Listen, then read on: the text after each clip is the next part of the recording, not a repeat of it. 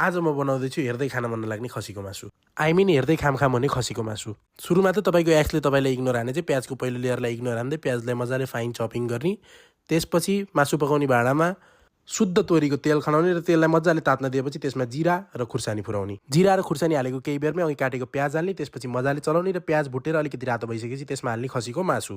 त्यसपछि मासुको केही यतिको लुक्स आएपछि त्यसमा हाल्ने अलिकति नुन, अलिकति बेसार।